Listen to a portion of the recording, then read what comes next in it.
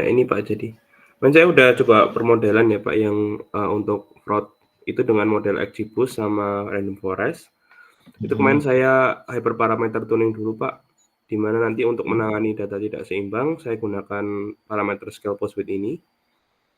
Kemudian dilakukan dengan metode randomized search dan juga iterasi sebanyak 10 kali, terus scoring-nya menggunakan balance akurasi, dan juga dilakukan cross validation sebanyak 4 vote ya Pak di sini.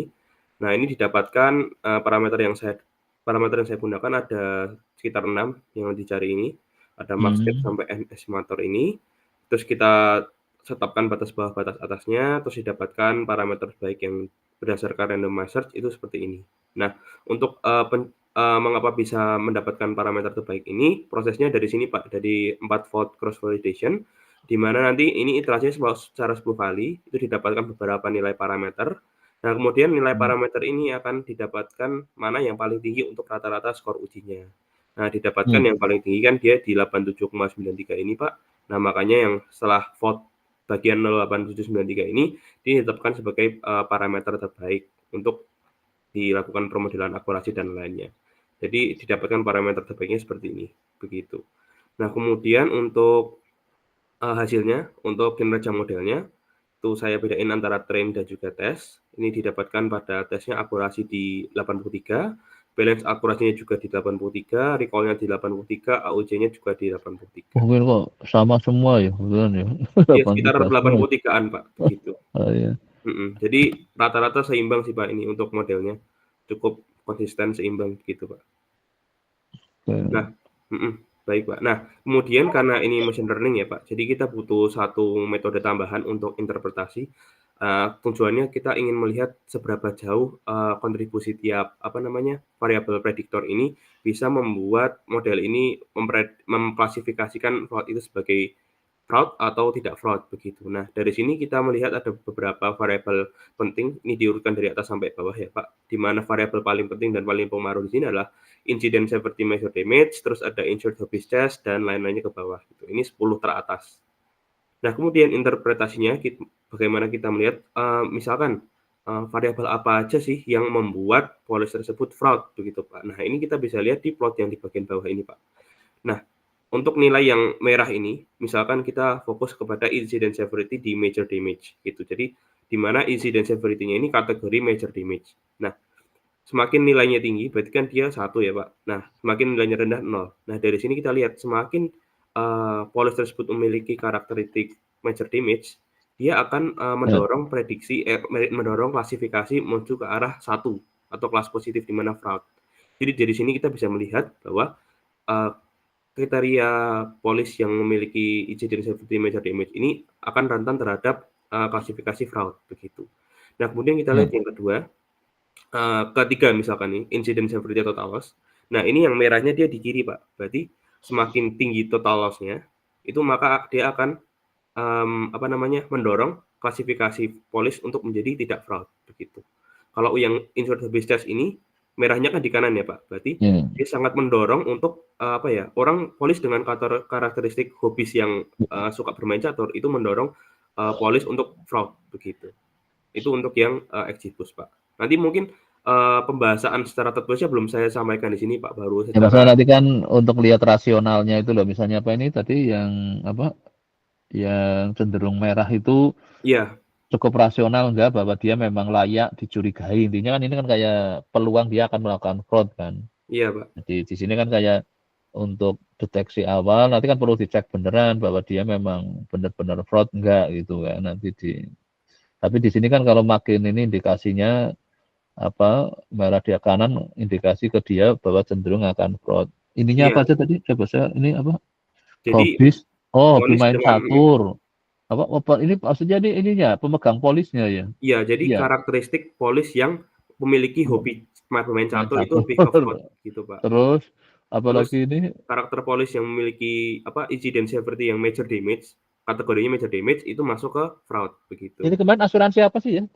Yang Kendaraan bermotor Pak. kendaraan motor ya betul. Oh ya jadi ini memang itu memang potensial. Tapi kemarin juga yang lagi ini kan sebenarnya BPJS itu juga lagi curiga katanya banyak yang fraud itu. Iya. Itu Pak. Itu Kalau untuk asuransi umum memang lebih besar peluangnya itu karena orang sengaja pada ingin, karena ada yang berpendapat saya bayar premi 5 juta kalau bisa premi setahun 5 juta, kalau bisa dalam setahun saya bisa ngeklaimkan 10 juta, untung 5 juta gitu. Ada yang berpikirannya kayak gitu masalahnya. Jadi artinya apa? Mereka ingin berusaha ngeklaim dengan berbagai macam cara, mungkin sedikit bisa juga jadi dia ternyata sebenarnya fraud kategorinya misalnya. Iya Pak. Ya oke, jadi ini asuransi kendaraannya apa? Mobil apa motor ini? Kendaraan bermotor kayaknya mobil deh Pak. Ini saya lihat mobil sih Pak. Oke, karena ini data luar ya. Kalau Data data iya. dalam masih sulit ya, data Indonesia ya. Kalau hanya untuk pembanding nanti 2 studi kasus kan nggak apa-apa. Kalau Masih data susah ya dalam Pak. Saya negeri, dapat yang data fraud juga susah ya Pak. Adanya 3 kemarin siapa ya yang mau ngurusi fraudnya BPJS, kan dia magang di BPJS apa ininya. Terus di BPJS kan ada di siapa ya? Nah, ini kebetulan hari ini ikut join nggak ya? Ini nggak ada kayaknya, kalau nggak ada yang respon ini. Karena ada kemarin ada yang dia magangnya di BPJS itu. Anda tahu nggak kurang tahu dari sih Pak. aktor ya? Nggak tahu ya. Dia juga lagi diminta ngurusi fraud. Terus sekarang kemarin saya kena acara di Bandung juga BPJS Ketenagakerjaan juga sama itu. Dia lebih ini juga lagi ingin salah satunya sampai bikin tim Satgas Fraud itu. Maka nanti saya ingin ada yang mungkin magang ke sana. Jadi dia lagi mulai, karena fraud di dunia itu hanya di Indonesia mulai kayaknya meningkat itu. Jadi dia ingin punya alat apa sampai membuat tim Satgas namanya. Jadi dia yang dicurigai terus ditelusuri benar nggak dia fraud misalnya. Kalau ini berarti Anda nggak bisa ya telusuri misalnya ini yang merah benar nggak dia memang fraud gitu? Bisa nggak di? Ini jadi ini Pak. Jadi kan kita kan pakai model XGBoost ini ya Pak. Jadi Ya, kesimpulan dari plot ini itu berdasarkan model XGBoost ini gitu Pak. nah di Jadi situ kan Anda sudah punya datanya bahwa dia benar fraud gitu ya. betul. Iya kan? Iya. Jadi ini kan kayak klasifikasi kan. Jadi nanti Iya. sudah ada bahwa dia adalah memang fraud, ternyata oleh alat yang XGBoost ini juga didetek dia fraud gitu kan. Iya Pak. Ya kan Jadi itu. Dan kemampuannya bisa 80% tadi ya. iya Iya. 83% ini Pak. Ya oke, coba nanti maka saya sebenarnya ingin mencoba untuk data dalam negeri, maksud saya itu loh. Kalau coba Anda searching ya, kalau dapat ya. Iya Pak. Terus Coba yang satunya kan kita pakai bandingin sama Random Forest iya. ya Pak. Oh, iya, Nah, oke. Random Forest ini sama pakai weighted tadi 753247, prosesnya sama pakai randomizer, terus iterasi 10 kali, balance akurasi Ya. sama cross validation sebanyak 4 volt. Tapi parameter yang digunakan karena beda model ya Pak, itu berbeda juga parameter yang digunakan. Saya pakai N5 sampai kriterion ini. Ditetapkan juga batas atas sama batas bawahnya, didapatkan parameter terbaik sebagai seperti ini. Nah, untuk mencapai hasil parameter terbaik ini, tadi sudah disebutkan menggunakan 4 volt cross validation ya Pak. Jadi 10 kali iterasi, kemudian dilihat mana rata-rata skor ujinya yang paling tinggi. Nah, kemudian didapatkan parameter terbaiknya untuk rata-rata skor uji yang tinggi di cross volt validation. Begitu. Nah, untuk hasilnya, ini kinerjanya, akurasinya mirip-mirip sih Pak. Untuk XGBoost 83, ini 82. Balance akurasinya juga sekitar 80-an. Recall-nya ini dia lebih kecil di 78% Pak. Terus AUC-nya juga 81%. Begitu. Terus kemudian sama dilakukan interpretasi menggunakan Sharp tadi Pak. Nah, ini juga kita bisa melihat perbedaan di sini, di mana yang kedua tadi kan hobi main catur ya Pak, kalau model XGBoost. Nah, ini yang kedua dia lihat ini, minor damage ini sebagai indikasi nomor 2 untuk polish dengan kriteria yang fraud, begitu. Interpretasinya sama Pak, untuk pertama sama-sama di measure damage, ini tadi keduanya tadi. Jadi semakin dia polish yang memiliki kriteria measure damage, maka dia akan fraud. Terus kemudian kalau yang minor damage ini, berarti semakin semakin orang itu punya kriteria polish minor damage, itu maka dia tidak akan fraud, begitu Pak. Karena yang biru di kanan. Gitu. Untuk chess berada di nomor 4 untuk hobi catur. Dan interpretasinya sama Pak, semakin dia memiliki polish itu untuk hobinya chess, dia akan semakin fraud, begitu. Nah, oh ya, terus ini gimana? dua metode apa berapa metode Anda? 2 metode sih Pak. 2 metode. Iya, terus saya bandingkan antara Exibus sama Random Forest, ini 8382, Ini disesuaikan 8381, ya. 8378, 8381, begitu Pak. Jadi secara overall untuk Exibus dan Random Forest masih bagus di Exibus, begitu. Oke. Nah untuk Terus link Google Colab-nya nanti bisa collab-nya Bapak di sudah di sini. sini ya. Bisa coba. Nah, nanti kalau misalkan ini Anda untuk kalau baca datanya Anda taruh di apa? Excel apa di mana? Oh untuk deskripsi datanya sudah saya cantumkan juga semua Pak di sini. Maksud enggak di waktu di collab-nya Anda baca datanya gimana? Oh Coba itu buka saya collab-nya. masukin ke Google Drive saya Pak. Soalnya kalau di Colab tuh biasanya masuknya ke Drive atau nanti upload manual gitu Pak. Oh, kalau dari Google Drive langsung bisa dibaca langsung ya. Jadi Nah itu tapi kan tergantung Pak, karena Google Colab kan pakai akun ya Pak. Itu masuknya kan akun ke saya. Jadi datanya ya. ada di akun saya begitu. Kalau Oh, ya pakai berarti kalau saya yang running kemungkinan nggak bisa ini ya, nggak bisa ya di-share kayak kalau Google Sheet itu kan bisa. ya kalau Google Sheet ya Pak bisa karena kan pakai data doang Pak. Iya, tapi kalau ini Anda masih di Google Drive Anda berarti harus diberi kalau saya ingin ikut running harus dapat akses ke Google Drive-nya juga mungkin berarti ini kan pakai oh ya di ELX ini ya Excel ya. Ini Oh, masuknya jadi datanya kan ada di drive saya gitu loh Pak. iya Jadi makanya itu mm, kalau Anda datanya di Google Sheet mungkin malah nggak perlu ini kan kayak izin kayak ini. Kan ini kan Anda XLSX kan punyanya Microsoft kan ini. Cuma ditaruh di Google Drive gitu loh. Tapi kalau mm, Google Sheet, Anda tahu kan Google Sheet? tahu Pak. Nah, coba ditaruh Google Sheet. Dicoba aja hanya untuk nyoba aja, nyoba dikit aja. Coba taruh Google Sheet. Iya Pak. Jadi kalau di drive kan bentuknya nanti sheet Pak. Nah sheetnya Enggak, ini nanti tapi saya ini kan tambah. kalau saya lihat tipenya ini loh, tipe Mm-mm. datanya ini XLSX itu kan punyanya si Microsoft. Iya kan? Iya Pak. Kalau Google Sheet coba nih saya punya lagi. Kalau tipe Anda punya data di Google Sheet enggak? Coba Oh enggak namanya sih kan Pak. beda kan itu. Google Sheet yang sering saya pakai untuk nilai itu loh. Itu kan pakai Google Sheet itu punyanya Google itu, bukan Excel itu. Excelnya si Google lah gampangannya itu. Ini sih Pak. Hmm. Sudah dalam Karena bentuk ini sih karena Pak. selama ini kalau saya untuk tugas kuliah itu saya ngeklik collab-nya langsung saya bisa ngakses ke datanya juga gitu loh. Kalau datanya ini sih Pak. Udah dalam bentuk ini sih sheet ini sih Pak. Saya memang uploadnya sheet ini.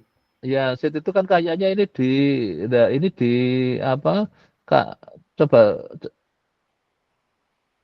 coba tipenya sih kayak apa sih kalau selama ini untuk tugas kuliah langsung bisa sampai ngakses datanya itu.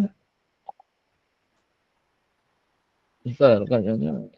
Coba saya akan coba ngeklik collab Anda ya, tak cobanya nih. Sudah ada kan tadi di Iya open sudah list-nya kan saya ya? masukkan Pak. Coba kalau saya bisa ngakses langsung berarti itu sudah Kalau selama ini collab-nya udah sih Pak. ya coba nanti kalau ternyata nggak bisa ngerunning kan berarti datanya masih apa namanya masih di tempatnya Anda kan? Iya Pak.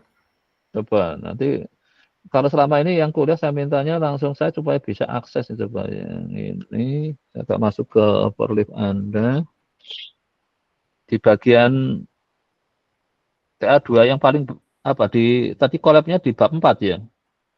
Collab-nya di bawah 4 Pak. Iya, paling bawah Pak. Bentar ini Kayaknya masih belum bisa sih Pak, karena kan ini harus pakai akun Google saya Pak. Nanti makanya mungkin mau tak coba dulu makanya nanti mm-mm. saya inginkan kan selama ini kalau tugas kuliah itu semua saya bisa akses langsung sampai ke datanya. Jadi kok biasanya yang skripsi juga sama. Makanya kok Anda kalau sampai saya nggak bisa ngakses kan saya nggak bisa ngecek apa hitungannya kan.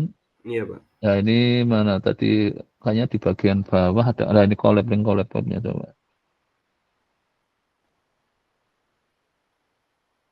Kalau saya bisa ini berarti kan memang sudah terbuka aksesnya itu.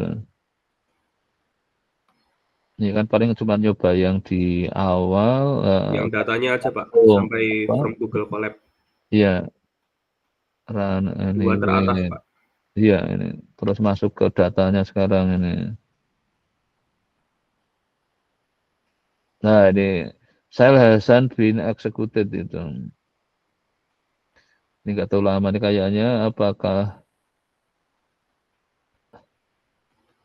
Jadi maksud saya yang kalau ini satu, coba nih moga-moga ada connect to Google Drive. Nah, ya berarti Anda harus ini menge-share Google Drive-nya ke email saya ini. Coba saya lanjutkan. Jadi Anda harus share Google Drive-nya ini. Oh, ini saya nggak bisa masuk ini. Jadi itu kalau Anda pakai Google Drive, Anda harus share juga Google Drive-nya itu. Kan saya pakainya email yang UGM kan, jadi nanti semua runningnya saya pakai email UGM. Tapi kalau yang langsung pakai yang tapi saya kira kemarin beberapa tugas kuliah kebanyakan sudah nggak ada masalah saya ikut masuk ke situ. Nanti coba tinggal Google Drive tempatmu naruh datanya di share ke email saya ya. Oke Pak, coba Nanti saya saya ini ya Pak, biar bisa langsung keluar coba ya Pak. ya ini karena memang dinyatakan jadi karena saya nggak punya akses itu. Iya Pak, Coba sekarang sepertinya Anda iya. share Google Drive yang tempat data ke email saya. Ini ya Pak. Yang email UGM-nya coba nanti kalau udah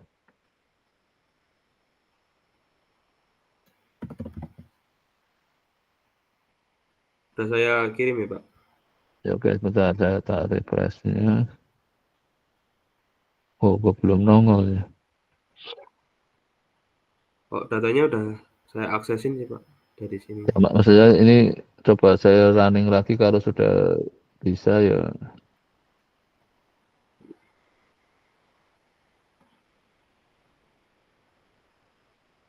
Mungkin nanti ini Pak, kalau belum bisa nanti saya coba ngelingkan ini dulu, yang linknya sheet-nya ini. Coba dulu Pak nanti. Biar bisa langsung mungkin ya Pak. Oh ya, ini tetap belum bisa ya. Iya, sepertinya karena ini kan masuknya ke akun saya kan Pak. Jadi Iya, dia nge-running makanya itu data yang ada di akun saya gitu. sebenarnya bisa juga langsung ke malah yang sumber datanya tuh, sheet datanya aja nggak usah apa foldernya itu. Ini kayaknya memang kena di situ itu. Iya udah saya langsung datanya ya Pak. Ini tadi udah langsung di filenya Pak. Iya, Tinggal tapi share. kan yang di-share kan foldernya kan, folder drive-nya kan. Iya. Iya Nanti kan? mungkin saya coba langsung ke ini ya, ke linknya ini ya Pak. Iya, Nanti linknya saya apa coba ya? lagi. Iya. Ya oke, udah nggak apa-apa nanti silakan Oh iya. coba. Sampai sini kira-kira gimana ya Pak? Ya Atau udah berarti sudah yang penting kan ada yang mau unggulkan harus yang menang gitu kan, yang di busnya ya lumayan lah ini kan. Sudah 80-an ya sudah cukup bagus lah untuk apa? Ini juga nanti tinggal interpretasinya aja ya. oke Pak. Akurasi 83% artinya apa? Balance akurasi, recall, AUC Iya. itu Oh kalau artinya apa? dibahasakan gitu ya Pak dari hasil Ya, sama ya, ini ya. dijelaskan supaya untuk bahasa orang awamnya kan Oke apa sih Pak. artinya kalau saya akurasi lah, apa sih artinya? Nanti kan ada penjelasan dari misalkan apakah artinya kalau misalnya orang fraud dinyatakan tidak fraud itu kan membahayakan perusahaan kan? Iya Pak. Oh, sudah dianggapnya sebenarnya dia fraud tapi dinyatakan nggak fraud. Wah, kan lolos namanya dia. Nah, kan lebih membahayakan kan Iya. dibanding orang yang nggak fraud dianggap fraud. Kan paling hanya perusahaan tinggal minta maaf kan. Iya Pak. Tapi artinya nggak rugi gitu loh. Iya. Paling sih apa pemegang polisnya aja yang protes itu Iya. kan. Makanya ini ada ini Pak, ada metrik evaluasi namanya recall ini Pak. Jadi Nah itu seberapa makanya baik. nanti Mm-mm. kamu kamu jelasin semua makna dari ukuran matrik Iya. evaluasi itu dulu. Oke. Jadi Untuk di detail pembahasan perhitungan akurasinya, rumusnya apa dan lain itu udah saya masukkan juga Pak kan di sudah dasar di teori. teorinya kan. Ini kan Sudah tinggal saya masukkan Pak. istilahnya interpretasinya kan itu. Betul, sudah saya masukkan Ya, juga Pak. ya kan. Iya. Ya udah saya kira sudah Oh cukup iya, tinggal mau tanya juga Pak. ya Ini kan kemarin kan sebelumnya mana? kan saya data labs ya Pak. Nah terus kan ganti dari data fraud ini yang kemarin saya bilang Ya, itu. Itu nggak perlu ujian tugas akhir satu lagi kan ya Pak harusnya Pak? Atau nggak usah, nggak apa-apa, udah nggak apa. Karena ujian tugas kan kayak ujian proposal dengan satu kalau memang oke. hanya menggeser karena datanya kan enggak. Tapi kan metodenya kamu kan tetap. Memang kalau data malah sebenarnya lebih dari satu boleh itu. Kita kadang ada yang datanya ada yang benar itu lebih dari satu. Tapi yang satu jelek banget, yang satu bagus itu. Jelek artinya apa? Memang metode ini untuk data yang kayak gitu tidak pas lah intinya gitu. Tapi kan kamu ingin satu aja ya nggak apa-apa. Kalau yang S2 pernah saya 2 data itu. Tapi yang satu menunjukkan dengan metode ini, kalau kemarin kinerjanya berapa persen ya kemarin ya yang untuk metrik evaluasinya ya waktu pakai yang labs itu? 70-an ya, Pak? Ya kan masih memang rendah itu ya itu kan masalah itu aja. Sebenarnya diungkapin semua juga. Tapi kalau memang udah ada fokus ini nggak apa-apa, nggak usah ujian TA1 lagi, nggak usah. Langsung ke TA2 aja. Karena metodenya kan tetap kan yang kemarin juga nawarkan metode ini kan.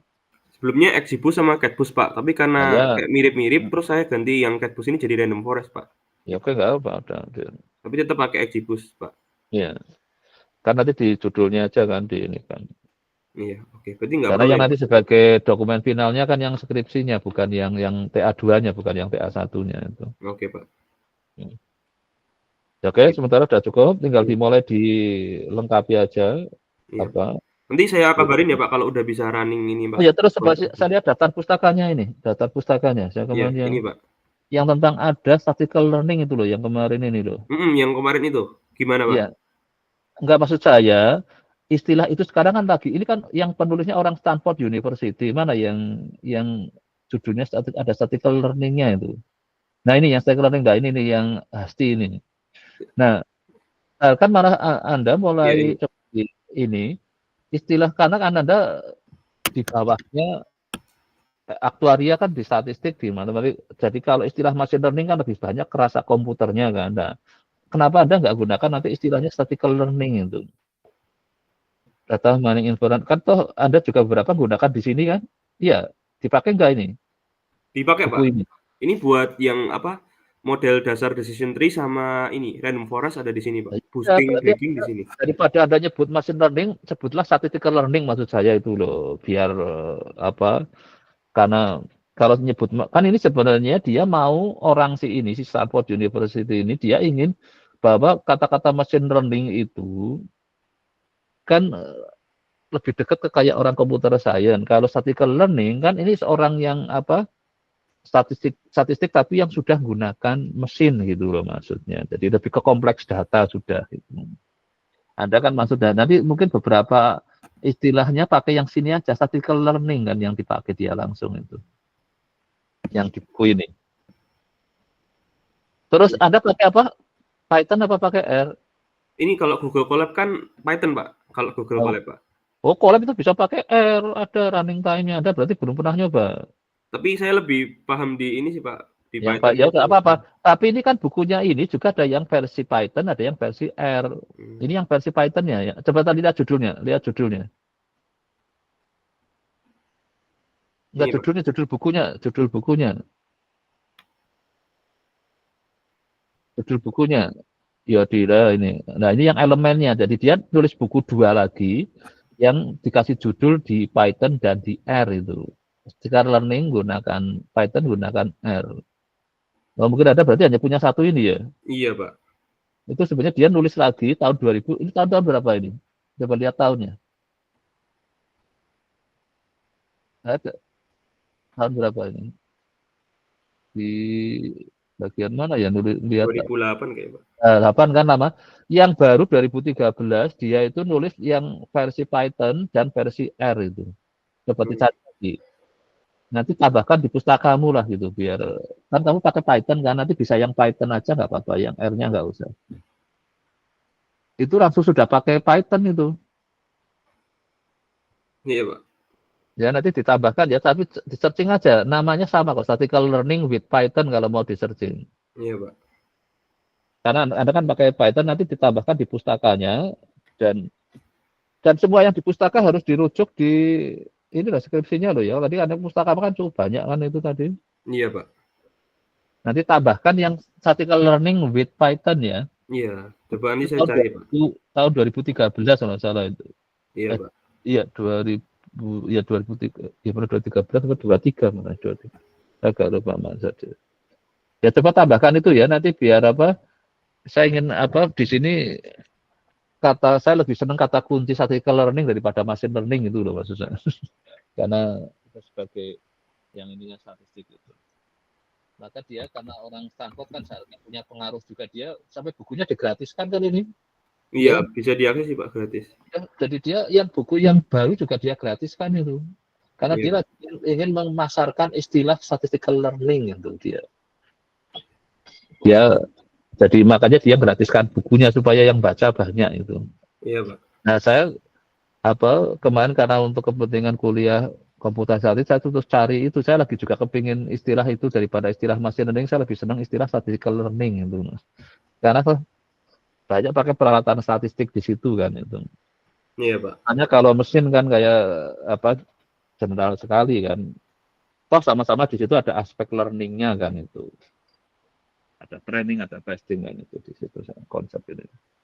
Ya, oke, cuma itu aja ya tambahannya. Nanti kalau sudah mulai tulis rapi, Anda targetnya kan mau ujiannya apa? Habis UAS, Pak. Habis UAS kan. Ya udah berarti mulai siapkan ini, rapikan semua ini ya, terus sama mulai bikin slide-nya. Iya, Pak. Ya, terus sama jangan sampai ada kecolongan yang masih cerita tentang labs loh ya, karena Anda sudah mengganti loh ya. Iya, Pak. Saya cek lagi, Pak. Karena berarti dicek betul loh ya, kadang di searching kan bisa, jangan sampai kecampur masih yang lama itu, karena Anda ganti Iya, Pak. datanya. Ya, oke, saya kira sudah cukup berarti untuk Arek ya. Iya, itu. Oke, makasih. Terus berikutnya siapa yang masuk duluan nih, karena tadi saya nggak tahu. Silakan. Oke, Jessica dulu. Oke, silakan. Oh, ini yang ada yang magang. Karena yang magangnya ini kemarin saya banyak malam-malam lah nggak bisa jadi. Iya, Pak. Terus ini kan ada lagi magang ya, Jessica ya? Iya, Pak. Saya sempat udah izin ke mentor saya. Oke ya, Pak. Terus gimana kira-kira ceritanya magangnya untuk skripsinya bisa nggak? Gini Pak, kemarin itu kan saya sempat mengajukan mengenai Munish Chainleader kepada Bapak. Iya. Terus saya sudah nyoba pakai data yang ada di sini. Ternyata metodenya itu kurang baik untuk mengestimasi IBNR yang ada, Pak. Ya, terus? Kemudian saya coba cari metode lain, yaitu Bonhoeffer Double Chainleader, Pak. Itu saya sedikit terkendala, Pak. Agak bingung sih, Pak. Kalau seperti yang kita tahu kan Bonhoeffer Ferguson itu memakai parameter premium untuk mencari loss ratio yang kemudian akan dipakai pada ultimate claim-nya kan, Pak. Estimate claim-nya.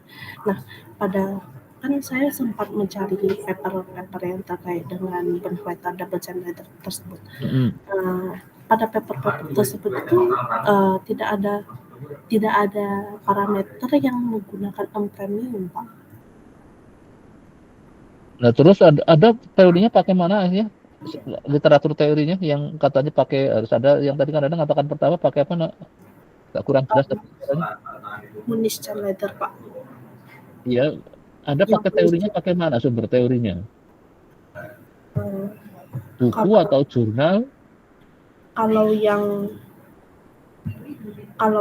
ini Kalau yang Bonhoeffer Double Chainleader-nya langsung dari CAS-nya sendiri, Pak. Jadi maksud saya gini, si CAS-nya sendiri kan mesti juga dia merujuk suatu entah buku atau jurnal, kayak tadi misalnya Alex kan pakai buku yang statistical learning tadi kan misalnya.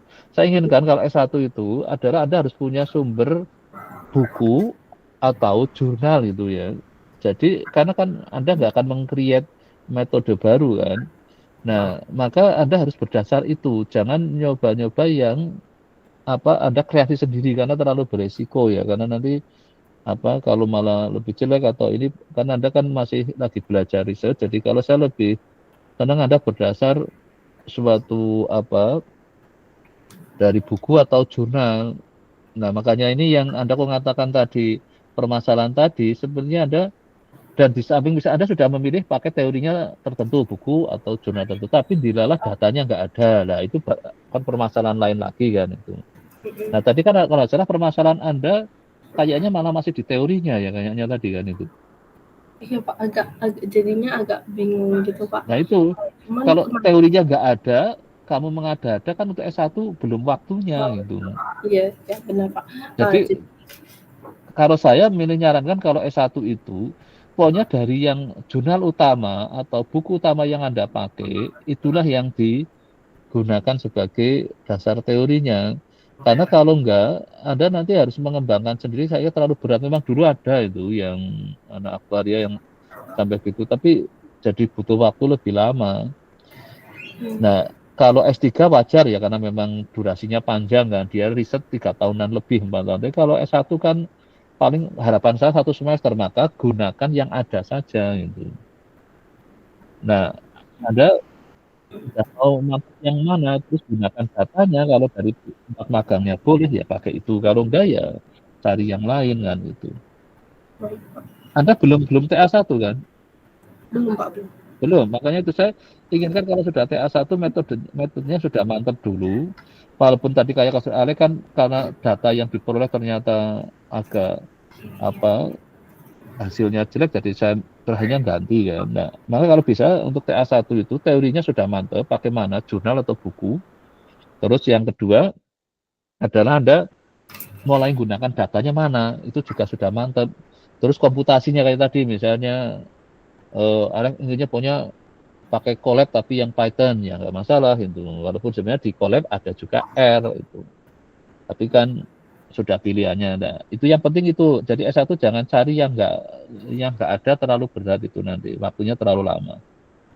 Jadi nggak harus baru secara metodenya, tapi datanya aja yang mungkin paling diganti, atau Anda bandingin kayak tadi Alex kan 2 metode tadi kan, nah, sama dengan itu sudah lumayan itu. Baik. Ya, jadi usahakan mana teorinya dulu, Anda usahakan cari dapat itu. Baik Pak. Tapi kalau dari sisi yang dikerjakan di tempatnya Anda magang, pakai apa tadi metodenya?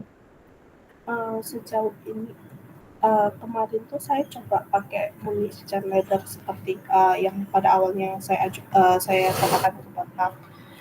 Cuman hasilnya itu kurang memuaskan Pak. Nah, terus Anda mau nyari kan metode lain kan? Nah, tapi Iya, yang ada teorinya gitu loh. Iya benar. Ya, ada sumber referensinya gitu loh. Iya Pak. Tapi yang Anda jalankannya juga mudah tapi lebih baik. Jangan sampai nanti gatunya idenya cukup susah. Misalnya Anda mau pakai apa? Python atau pakai R? Pakai R Pak. Pakai R. Nah, saya harapkan nanti kalau Anda kerjanya pakai R yang di offline, nanti setelah jadi dipindah ke yang Colab ya. Nanti runtime-nya tinggal diganti jadi R itu kan ada pilihan di sana. Ya udah, berarti sementara itu berarti ini belum bisa TA1, berarti kalau masih ragu di situ itu. Nanti searching lagi aja, yang penting pokoknya ada paper utama yang Anda pegang dan itu mampu dibikin komputasinya, karena kadang susahnya kalau teorinya terlalu advance, kadang bikin program mungkin di library-nya R belum ada itu. Nah, itu yang bikin susah untuk, kalau kecuali Anda mampu bikin sendiri ya nggak apa-apa itu. Nanti akan saya Anda selama ini pakai R lebih senang pakai package-nya atau library-nya, atau Anda bisa meng-create sendiri? Terkadang pakai library yang ada Pak, terkadang juga memanfaatkan ChatGPT ya Pak ya. Untuk ya benar, kalau Anda bisa kayak gitu ya nggak apa-apa, dapat teori yang agak susah terus Anda minta bantuan itu untuk membikinkan R-nya gitu, nggak apa-apa, malah yang penting bisa dikerjakan itu. Memang sekarang, tapi jangan sampai malah yang nggak ada teorinya itu loh yang saya nggak berani kalau untuk S1. Baik Pak, aman-aman Pak. Jadi sementara sudah cukup, tadi moga-moga segera dapat sebagai paper utamanya ya, atau buku utama lah. Kalau dari Bapak sendiri ada saran untuk metodenya enggak ya Pak? Mungkin biar menjadi bahan pertimbangan untuk dicari lagi juga Pak. Gimana? Suaranya nggak jelas, gimana? Ada saran mengenai metode ataupun apa yang bisa dicari begitu Pak untuk dibandingkan begitu. Kemarin kan saya berencana untuk membandingkan beberapa metode ya Pak begitu. Jadi sebenarnya kalau yang kaitannya dengan bank, sebenarnya saya inginnya malah yang keadaan yang dimagang di tempatnya perusahaannya biasanya pakai apa. Nah, ini adalah kita nawarkan metode satu lagi aja yang beda dengan itu dan lebih baik, itu sudah cukup itu. Nggak harus banyak metode. Yang kemarin ada yang sampai banyak. Ini ceritanya kemarin kan saya juga baru diskusi dengan orang, dia waktu itu pakai apa? Dia juga ternyata sekarang mereka karena yang muda-muda senang searching kan, kita coba lagi ngebahas ini gitu. Ya katanya ada lebih baik gitu. Jadi artinya mereka pun sekarang pada yang terutama yang muda-muda itu pada belajar juga. Jadi tidak pakai yang kebiasaannya aja gitu. Karena mereka juga ingin improving. Misalnya kayak tadi yang dikerjakan siapa? Alex tentang fraud itu ada yang lagi bikin tim yang muda-muda untuk mendeteksi fraud. Nah tadi yang punyanya Alex itu kalau berhasil kan dengan metode itu bisa ini kan lumayan akurasinya 83% kan. Jadi bisa membantu perusahaan untuk mendetek yang kemungkinan dia sebenarnya fraud itu. Nah itu maksud saya kayak gitu. Jadi kalau Anda lagi malah saya inginnya apa yang dikerjakan sekarang perusahaannya apa, karena mereka sekarang lagi punya semangat ingin improving juga, jangan pakai kebiasaan gitu. Nah itulah nanti Anda searching yang asal level di atasnya dikit sudah cukup lah, nggak harus yang tinggi banget itu. Kalau kemarin memang yang Alex kan ada yang pernah saya coba ada cuma 60% kan, ya oke lah yang akurasi 80%-an lah itu. Nah akhirnya milih ganti datanya, tidak untuk labs, berarti untuk labs metode SGB sama itu akurasinya masih nggak tinggi, tapi untuk ngurusi fraud ternyata lumayan efektif itu. Nah yang untuk kayak Anda paling gitu aja. Jadi kalau yang cadangan ada kan sudah membawa yang gunakan kemarin siapa itu, aduh saya itu. Jadi yang sudah mulai ke konteks stokastik gitu. Jadi tidak seperti yang selama ini kan lebih deterministik kan itu. Jadi Anda cari yang sudah lebih baik dari apa yang Anda ini kan sudah bisa untuk seperti tapi yang Anda juga mampu kerjakan. Gitu. Baik, Pak. Ya, jadi pilihan-pilihannya memang kadang nggak usah terlalu banyak, kalau saya 2 aja sudah kayak tadi kan ada 2, nggak usah banyak banget lah itu. Baik, Pak. Yang satu jangan terlalu memaksakan ya, kecuali Anda punya waktu luang lah. Kalau sekarang kan Anda karena terlanjur magang berarti Anda berarti sibuk oleh urusan magangnya, maka yang di magang kerjakan apa, Anda coba cari metode alternatif yang lebih baik daripada yang selama ini Anda kerjakan. Itu aja yang penting. Baik, Pak. Satu aja lah itu dicari. Baik, Pak. Mungkin kalau untuk cari bisa minta bantuan si gitu kan bisa. Ini yang sudah lebih baik dari ini ada enggak? Nah, gitu kan nanti kita akan ngasih. Nanti dicoba Anda mampu mengerjakannya ya. Sekali kalau sulit ya ganti aja gitu. Baik, Pak. Terima kasih. Ya. Ya oke, sudah cukup untuk Jessica. Oke, berikutnya siapa? Saya, Pak. Ya, oke. Baik, sebentar ya, Pak. Ya. Izin Ya. share screen. Kalau Anda nggak magang enggak kan? Enggak, Pak. Nah, fokus ini kan anak-anak tadi yang Jessica kan beratnya karena sambil magang gitu. Ya udah magang lagi kok yo. Kalau saya milih lulus itu. Lulus jangan segera. Kalau magang bayarnya kan kecil. Ini tentang apa? Ada peramalan multivariate time series dengan model faktor variasi. Nah, jadi sebenarnya saya awal mau konfirmasi dulu, Pak. Ya. Sebelum itu kan saya pakai hybrid model ini, VAR SVR ini buat peramalan data runtuh atau multivariat. Tapi ternyata setelah saya cari tahu lagi, untuk peramalan dengan VAR sendiri itu paling baik dilakukan di software SAS, Pak. Sementara sejujurnya saya belum familiar sama sekali karena program SAS kan belum pernah diajarkan juga ya, Pak. Kalau saya jangan, malah justru saya nggak ingin Anda pakai yang kayak gitu karena sekarang sudah eranya era yang cloud itu. Jadi kalau SAS kan harus beli, kalau enggak Anda punya bajakannya kan. Nah, saya nggak menginginkan kayak SPSS, Minitab, SAS. Kalau saya sudah mulai ingin saya tinggalkan. Asal Anda sekarang yang dicari oleh perusahaan yang punya kemampuan yang di cloud itu oleh Python. Wah, itu laris banget itu. Sampai baru kerja sebentar aja sudah dibajak yang lainnya, dibayarnya lebih tinggi lagi gitu. Karena sekarang eranya kan mulai sebenarnya berarti Anda kalau sampai katanya SAS lebih bagus, bukan karena itu, karena teorinya kan sama yang di dalamnya itu. Cuman berupa paket. Kalau ini kan kita mungkin, makanya tadi pertanyaan saya, bisa nggak kamu program pakai Python, program Artinya rumus yang ada di buku, di itu bisa dibikin programnya gitu. Kalau dulu kan Iya. statistik ada SPSS, UJT, ANAFA, semua kan pakai SPSS semua itu. Padahal program sendiri aja bisa itu. Nah, itulah maksud saya. Jadi kalau Anda nggak usah memaksakan, malah saya nggak rekomend untuk ngapain ke SAS. Tetap aja yang penting gunakan collab-nya. Maka di kuliah sekarang kan saya minta saya gunakan collab malah. Mau Python, mau R, terserah. Nah, Anda sudah bisa collab kan? Sudah, Pak. Anda pakai Python apa R? Di collab saya pakai Python, Pak. Pakai Python, ya udah fokus di situ aja. Bukan masalah itu nanti bandingkan kok dengan SAS, nggak perlu gitu. Yang penting di sini Anda teorinya adalah mau pakai apa ini? Vektor autoregresif, support vektor regresif. Ini kan yang gabung-gabungkan ininya yang malah saya khawatirnya itu. Nah, Par itu Pak SVR-nya ini masalahnya. yang kadang asal, kenapa Anda harus menghibrid-hibridkan gitu? Banyak orang sekarang menghibrid-hibrid gitu tapi nggak tahu motivasinya. Lah ini yang penting, ngapain Anda harus menghibridkan VAR dan SVR? Pertanyaan saya malah itu. Nah, Memangnya harus itu.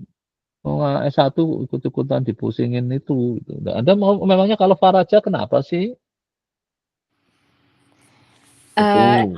Masalahnya di situ juga Pak, karena saya kan udah coba Pak melakukan VAR juga di RStudio dan juga di Python. Tapi ada beberapa output VAR yang nggak kompatibel dilakukan di Python. Maka dari itu saya cari tahu lebih banyak kan Pak. Kira-kira buat peramalan data rentang waktu multivariat ini selain VAR atau SVR ada nggak metode lain? Dan ternyata saya menemukan kalau misalnya ada 2 metode deep learning, yaitu convolutional neural network dan juga gated recurrent unit yang juga kompatibel buat meramalkan data rentang waktu multivariat. Kira-kira boleh nggak Pak kalau misalnya saya ganti topiknya dari tadinya cuma berfokus ke satu model doang, jadi sekarang perbandingan antara 3 metode. Metodenya itu yang pertama ada statistical learning sederhana yaitu ARIMA, terus ada 2 deep learning yaitu CNN dan juga GRU. Nah, makanya ini, terus Anda hati-hati sumber referensinya. Papernya siapa yang Anda mau lihat. Kadang itu makanya karena sekarang di kuliah pun saya tugasin bacainin paper. Karena ada yang paper tanda petik saya nggak tahu itu. Karena saya pernah ngalami itu papernya orang luar itu pakai MATLAB. Capek bimbingan saya sudah ini. Ternyata mereka yang salah programnya itu. Tapi dia ngeklaim teorinya benar gitu. Ya sudah. Jadi akhirnya saya kirim MATLAB-nya. Jadi kadang gini, orang nulis paper kadang tanda petik itu yang di situ kadang yang untuk pas studi kasusnya terutama itu ada tidak seperti yang sebenarnya. Kenapa sekarang saya ke mahasiswa tuntut saya ingin ngerunning juga gitu. Karena saya khawatir mahasiswa saya ada yang melakukan itu. Sebenarnya hasil olahan datanya nggak beres, tapi yang dilaporkan ke saya beres. Yang penting lebih baik gitu. Nah, maka hati-hati waktu ketemu paper jenis seperti itu. Jadi waktu Anda ngelihat itu kayaknya jalan, setelah Anda ganti datanya, kok nggak seperti yang diinikan itu. Waktu itu malah saya masih menggunakan data yang sama itu. Tapi akhirnya dia ngakui saya yang salah programnya, karena hanya saya kirim MATLAB-nya ke dia itu. Itu padahal Belgia loh itu luar itu. Jadi, nah Anda makanya kenapa sering saya minta Href itu penting, karena saya ingin lihat itu siapa, papernya siapa yang Anda pakai itu. Coba saya ingin tahu yang ini sekarang, papernya siapa coba. Langsung klik aja harusnya. Di bab 1 harusnya. Iya. Coba saya ingin lihat papernya siapa itu.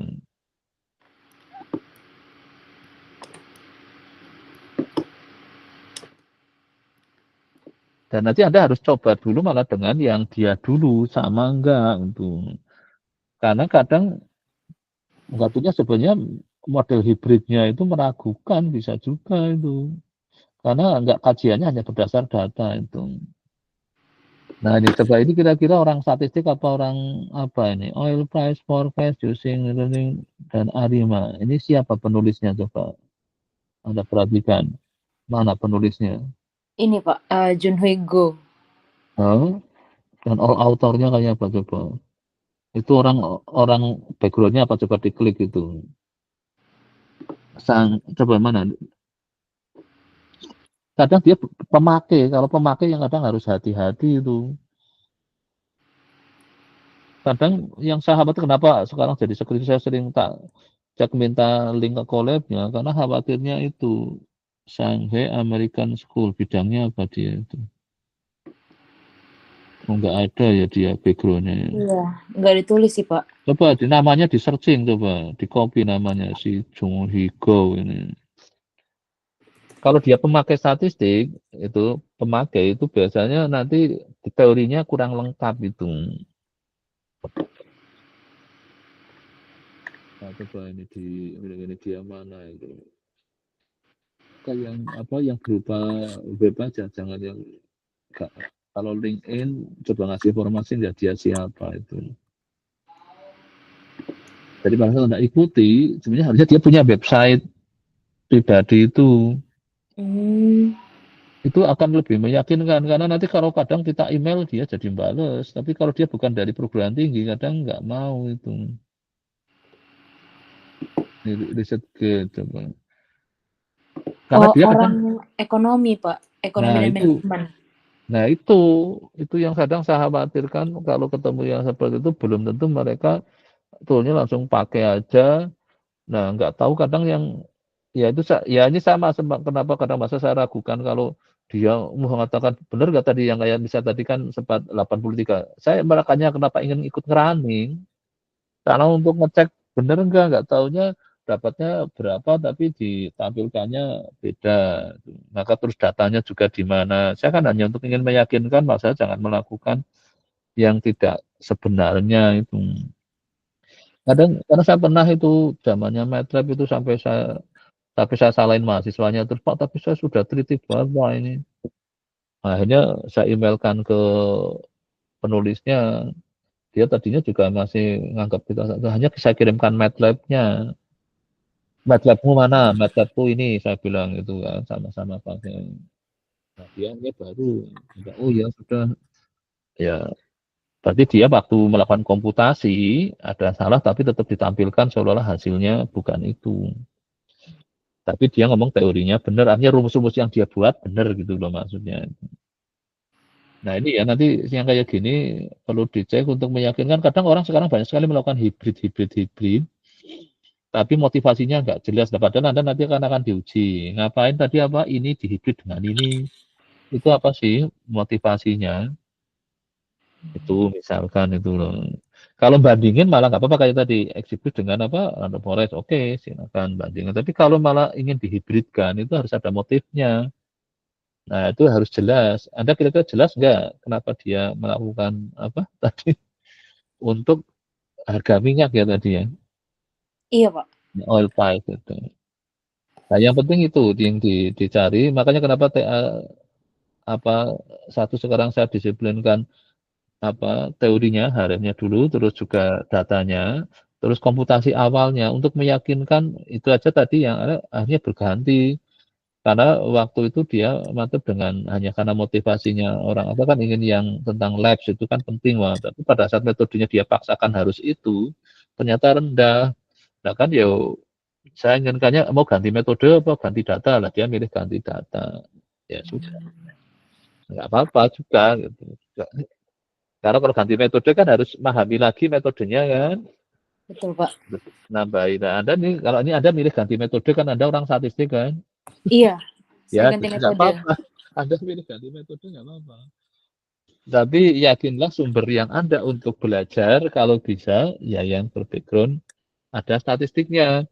Dia biasanya contohnya tadi ada si papernya tadi si siapa tadi yang orang ekonomi tadi mungkin ada di daftar pustakanya, Anda coba cari mungkin ada orang statistiknya atau orang ini mungkin akan lebih meyakinkan Anda waktu terutama kan Anda harus punya bab 3 kan masalahnya kan. Betul Pak. Nah di bab 3 harus punya juga dasar teori di bab 2. Nah moga-moga itu semua yang ditulis itu adalah benar. Jadi kalau kita ingin memprogram sendiri itu ya benar gitu. Itu loh masalahnya ya. Jadi ini silakan Anda nanti mantepin ini ya. Nanti kalau sudah mantap boleh ujian TA1. Jadi boleh ganti metode kok sampai boleh ganti data. Itu tadi aja malah akhirnya nggak didata kan itu, karena tetap dicoba ini tetap kalau terlalu rendah kan saya ya masa sih untuk karena kita di aktual di statistik kalau bisa ya 80 kayak istilahnya kalau ujian nilai 5 kan ada yang 50%, 60% sudah seneng kan. Kayak ujian mau walaupun nilainya cuma 50 kan ya enggak lah, misalnya 60 lah itu. Berarti kan ya karena apa metodenya aja yang nggak tepat atau metode itu memang untuk data itu nggak mampu menaikkan apa akurasi sampai ini. Kecuali dia ada treatment tertentu apa, nah itu kan kerjaan yang level lebih tinggi kan, S2 atau S3. Kalau Anda S1 masa tak suruh sampai gitu, ya enggak lah. Lebih baik ganti metode atau ganti data, saya sarankan gitu. Dan ini mau ganti, tetap datanya tentang cuaca Anda berarti ini kan? Iya, datanya tetap cuaca, Pak. Ya udah, ini sudah yakin hasilnya lebih baik? Artinya Anda mampu mengerjakannya? Sudah Pak, saya sudah selesai kebetulan. Udah. Tiga-tiganya, Yaudah, Arima, CNN, dan besok, GRU. Oke, besok dibikin untuk versi TA1 dulu ya. Baik Pak. TA1 itu isinya cuma nanti cerita tentang teorinya, jadi kenapa Anda harus tadi melakukan itu. Terus hasil sementaranya, tadi analisa datanya sudah ada, kelihatannya memang iyalah jalan. Baik, terus Anda sudah ngomong komputasinya otomatis kan sudah cerita kan, jadi nanti bab 1 kan latar belakangnya kan, pendahuluan kan, literatur reviewnya ini hanya Anda milih itu. Bab 2 dasar teorinya, Anda pakai apa aja tadi, ada kayaknya ada apa, Arimanya, ada apa lagi? Ada Arima dan juga deep learning-nya juga Pak. Nah, ya, oke. Terus nanti bab 3-nya yang metode yang akan diandalkan Anda tadi. Yang Anda andalkan yang apa berarti ini? Yang hibridnya itu? Bukan Pak, saya nggak jadi pakai yang hibrid. Pakainya Oh, enggak. CNN sama GRU. Oke, jadi yang akhirnya yang bagus yang GRU-nya apa yang CNN-nya? Apa dua-duanya? Sebenarnya setelah dibandingkan ketiga metodenya, malah yang paling bagus Arimanya Pak. Aduh lah, itu berarti nanti masa judulnya Arima. Nah itu, kalau yang kemarin malah yang datanya itu Arimanya jelek banget, Arimanya saya minta buang, jadi dia fokus di, oh ya mungkin tadi yang statistical learning ya, Anda cari ya, coba tak kasih bukunya statistical learning aja ini, ada yang pakai Python kok ini, coba bentar. Oh cukup, kalau Google Drive-nya dikasih ke WA bisa diakses kan ya Anda ya, Bisa bentar. Pak. Ya oke ini, wah, lebih baik coba membaca buku itu, aduh bentar mana sih cara. Kalau tiba-tiba ada buka email apa Google Drive saya, caranya ketutupan mesti. Nah, ini cara. Oh ya, nanti tak kasih ini namanya statistical learning itu. Pakai Python, ada yang pakai R. 3 buku itu, buku baru. Dia kayaknya lagi ingin mengenalkan, dia orang yang nggak suka dengan istilah mesin itu. Bisa cocok gitu kan. Saya merasa lebih senang dengan istilah statistical learning daripada machine learning gitu. Mesin misalnya kan di dalam mesin nggak ada statistiknya, padahal ada statistiknya sebenarnya. Oke, bentar ini. Aduh, lu kok malah salah. Kalau ngeklik kok mesti clear. Bentar. Oh, ini. Oh. Belum pernah kamu baca buku statistical learning? Belum Pak. Nah, berarti ini nanti tak kasih. Ini saya pakai untuk kuliah komputasi statistik terapan tapi di S2 tapi nggak apa.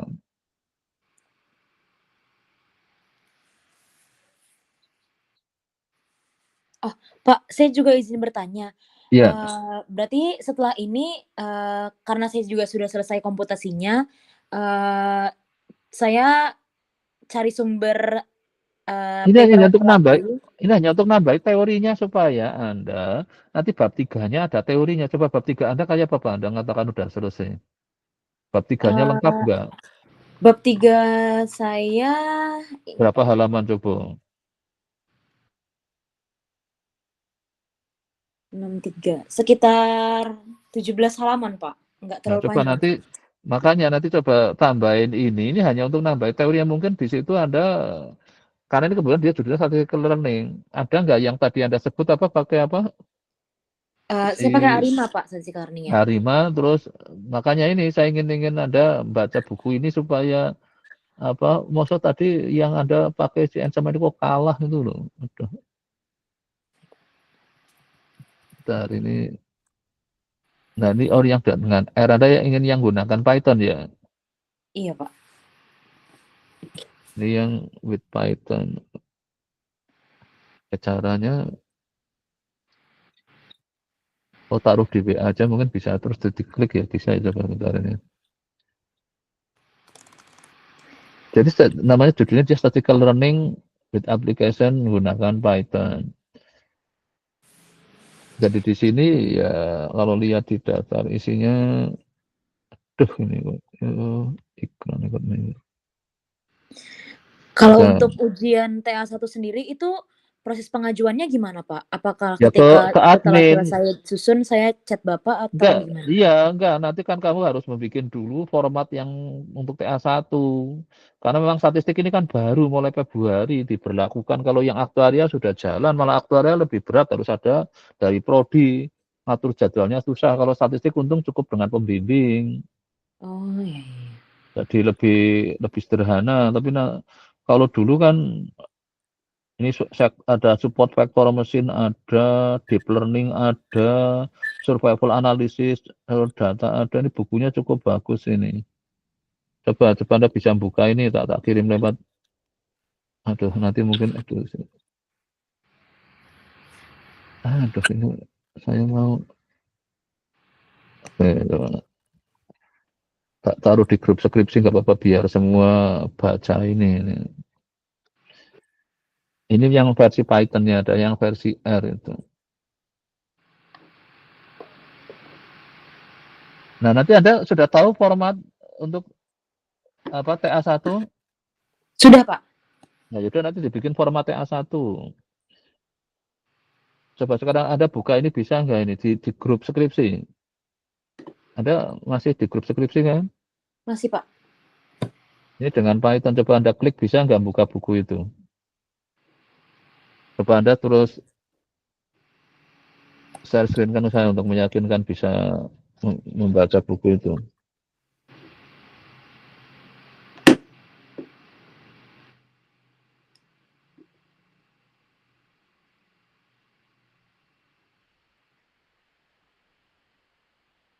Bisa nggak? Ini disuruh login Pak. Bentar. Kok login? Iya. Loh kok aneh ya? Padahal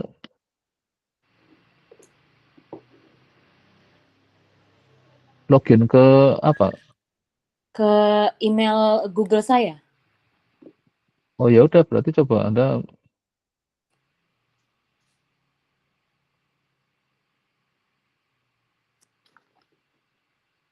padahal saya buka bukunya terus saya copy ininya kok enggak. Ternyata Anda harusnya coba sudah yang penting bisa Anda login ke Google-nya. Sebenarnya Bang ini bukunya terbuka kok, cari di internet ada dia tulis buku gratisan itu. Statistical learning itu apa kata kuncinya itu. Nanti Anda akan ketemu penulisnya Hasti itu tadi yang Alex tadi. Mungkin Anda pasti sempat kan dengerin yang Alex tadi kan itu. Iya Pak. Ketemu nggak? Bisa dibuka nggak?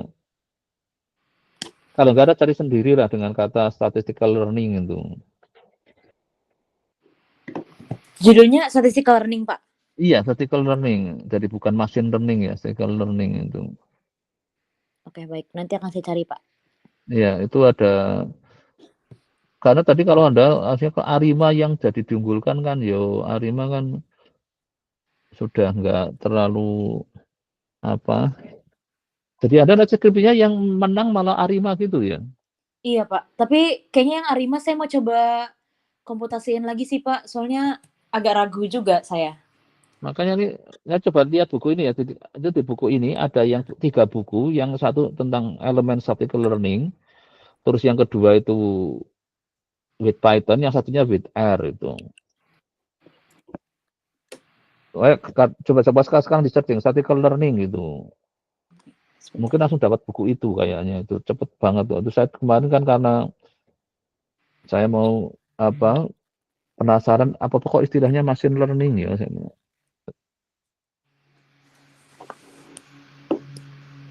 Nah, ternyata ada orang dari Stanford University nulis buku dengan namanya adalah deep learning. Oh, ini bukan Pak, yang Nah, itu startup nah kemarin. ini yang with R. Nanti kan otomatis satunya lagi with ini. Coba lah yang hati bener ini. Nah, coba buka aja itu. Dia langsung ada di webnya, dia langsung ada 2. Ini kan yang with R. Itu kan Stanford ini. Nah, nanti Anda cari yang with Python gitu. Nah, ini yang Python ini. Nah, klik itu. Langsung kasih contoh juga bahasa Python-nya kok itu. Nah, ada tinggal ikat ini ke ininya aja dia masuk. Nah, ini orang-orangnya kan ini. Baik Pak. Ya nanti ini ya tambahin itu ya. Nanti kalau udah mantep itu TA1 cuma dengan pembimbing kok nanti. Jadi yang penting Anda sudah bikin format TA1, yakinkan komputasinya, datanya sudah oke, maka boleh TA1 itu. Nanti itu daftar ke Mas Idra, nanti biasanya saya online aja kalau itu, biar fleksibel waktunya. Baik Pak. Ya oke, udah cukup ini ya nanti ya. Ini starting Cukup, learning with Python itu nanti. Ya oke. Berikutnya siapa berarti? Terima kasih Pak. Ya oke, makasih ya oke. Berikutnya siapa? Saya Pak. Anda sedang magang enggak?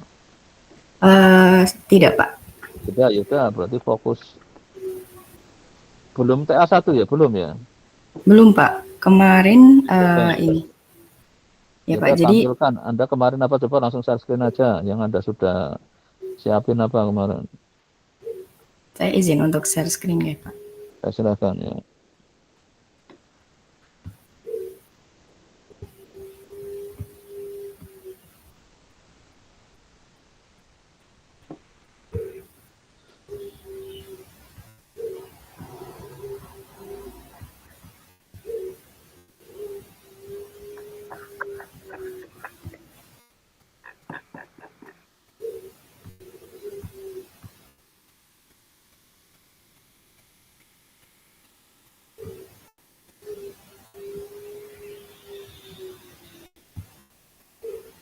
Sebentar Pak, ada masalah di compilingnya. Di running dulu, jadi di compile dulu baru di share itu.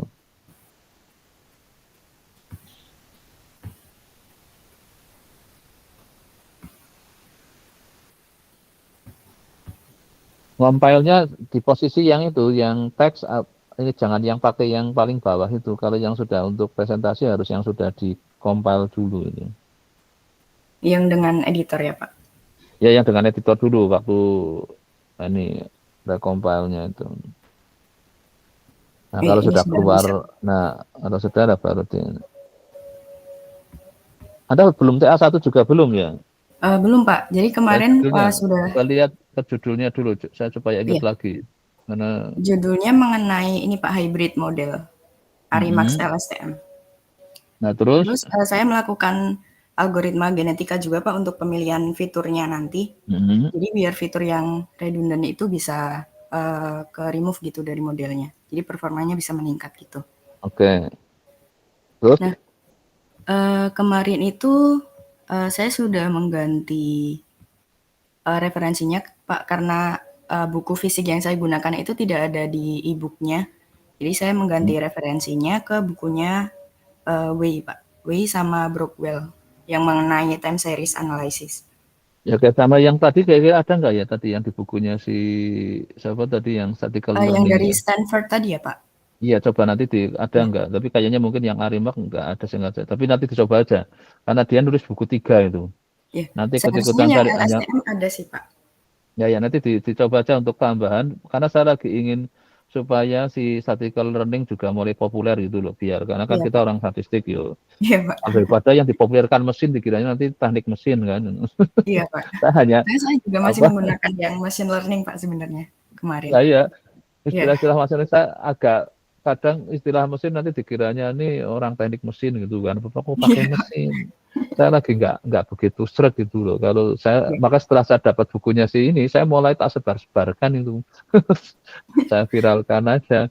Pokoknya semua kuliah semua suruh baca ikut statistical learning gitu. Kan Dan itu ada spesifik. regresi, ada Iya, ini Pak. tapi kan cara pendekatannya kan beda, sudah pendekatan seperti yang selama ini dikenalkan awal kan machine learning kan. Iya, Pak.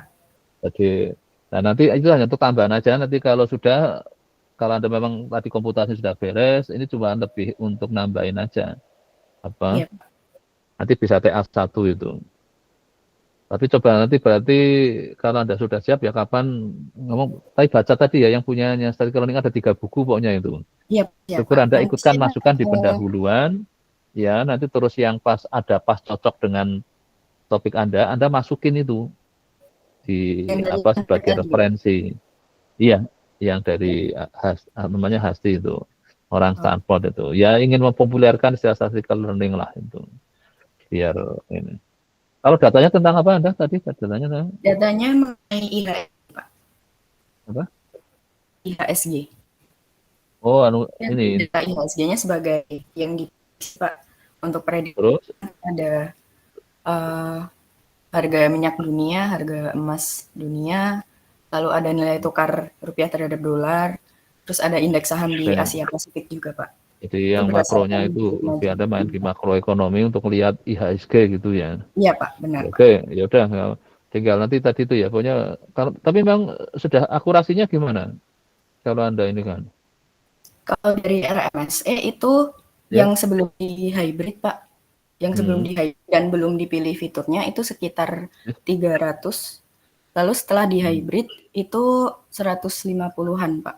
Jadi itu meningkatnya lumayan, menurut saya lumayan cukup signifikan, Pak.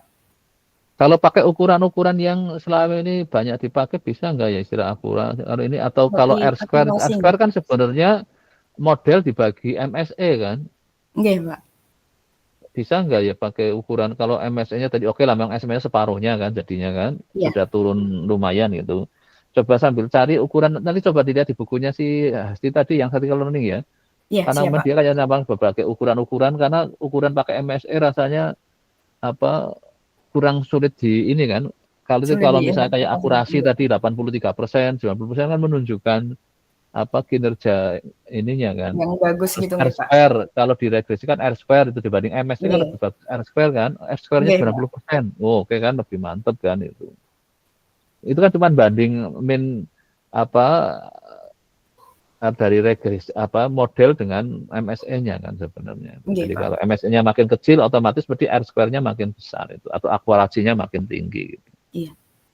Kalau dari memang susah untuk diinterpretasikan, Pak, karena tidak ada patokan betul, jadi buruk gitu, Pak. Itu sudah seberapa ngurangin error segitu gitu. Jadi kalau dalam bentuk konteks kayak akurasi R-square itu kan lebih enak itu secara awam menafsirkan itu.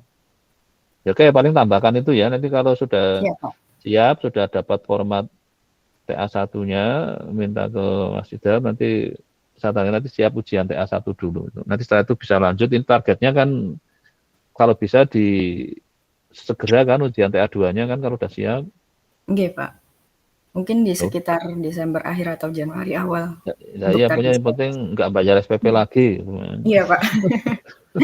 Ya gitu aja, nanti nggak apa-apa dari itu. Ya udah nanti tadi ya tambahan dari saya itu ya yang begitu sama ininya.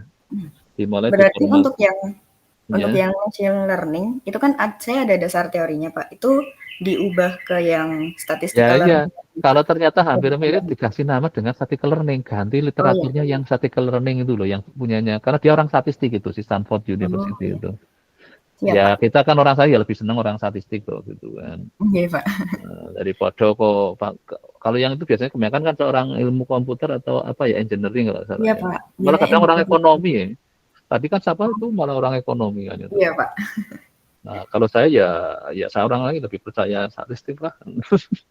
Ya nanti tinggal cuma ganti-ganti gitu aja. Paling nanti kan rumusnya sama, artinya sama kan.